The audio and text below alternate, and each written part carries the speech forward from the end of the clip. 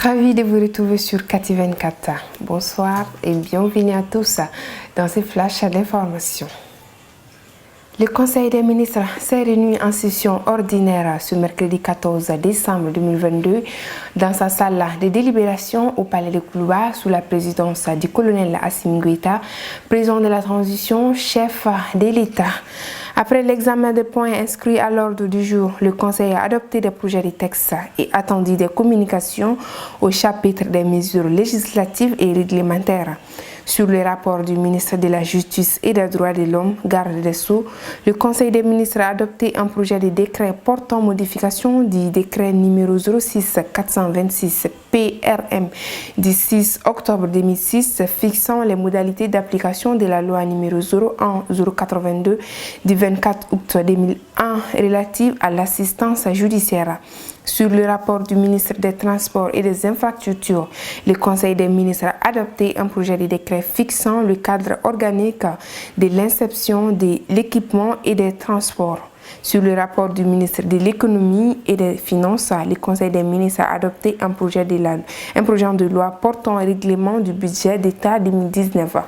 La loi de règlement d'un exercice budgétaire, conformément à la loi numéro 2013-028 du 11 juillet 2013, est relative aux lois des finances, constatant les montants définitifs des encaissements, des recettes et des ordonnancements des dépenses.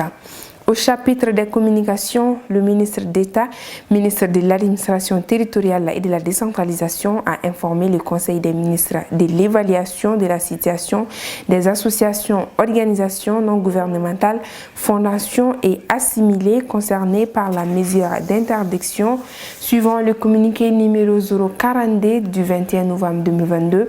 Le gouvernement de la transition a décidé d'interdire avec effet immédiat toutes les activités menées par les ONG opérant au Mali sur financement ou avec l'appui matériel ou technique de la France.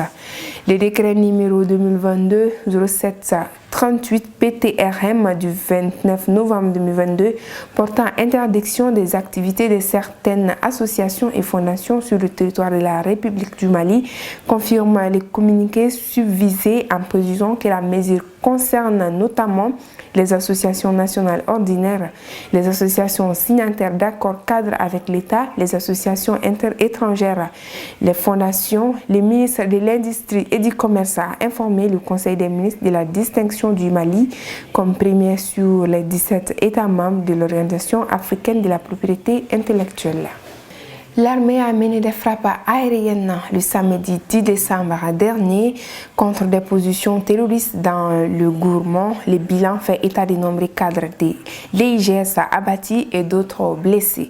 La zone visée par ces frappes aériennes est surtout celle située entre Tessit et Fitili, où depuis un certain temps des affrontements violents et meurtriers opposent des groupes terroristes rivaux. Il s'agit des terroristes de l'État islamique au Grand Sahara et IGS et du groupe de soutien à l'islam et aux musulmans GSIM. Les mêmes sources indiquent que l'armée a lancé des raids aériens sans aucun discernement parmi les cadres de l'IGS mis hors d'état de nuire figure Moussa Maloum.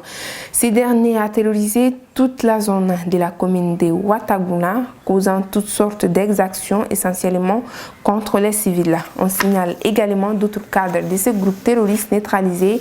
Par ailleurs, certains blessés dans les rangs de ces radicaux ont été aperçus en train d'être soignés dans plusieurs localités de la zone d'Ansoko. La nouvelle de sa mort a été accueillie avec soulagement par la population locale avec un indécerrement de l'auto-sécuritaire et surtout la fin des exactions contre les civils. Outre des agressions physiques, ces dernières doivent également assister impuissamment au vol de leurs nombreux troupeaux, les cheptels de certaines localités de la zone opération militaire.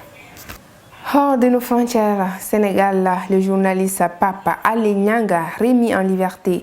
Accusé d'avoir porté atteinte à la sécurité nationale, il était détenu depuis un mois. Un juge a ordonné sa libération sous contrôle judiciaire le 14 décembre. Papa Ali Nyanga a quitté la prison après la notification par l'administration pénitentiaire de la décision du juge ordonnant sa libération sous contrôle judiciaire, a indiqué son avocat, M. Siré Clédor Ly. Un juge du tribunal de Dakar a signé l'ordre de la remise en liberté provisoire sous contrôle judiciaire avec retrait du passeport, interdiction de voyager et de communiquer sur le dossier. En Chine, 6 diplomates chinois quittent le Royaume-Uni après des actes dans le consulat de Manchester. Vous vous rappelez peut-être cet événement, le 16 octobre, des militants chinois manifestent devant le consulat de Chine à Manchester. Un homme est traîné à l'intérieur de la représentation diplomatique et battu. L'incident déclenche une énorme indignation au Royaume-Uni et Londres impose ses exigences. La police de Manchester a ouvert une enquête et elle a demandé que l'immunité diplomatique des 6 fonctionnaires chinois soit levée pour qu'ils soient interrogés, a déclaré 2 mois plus tard James Cleverly, le ministre britannique des Affaires étrangères.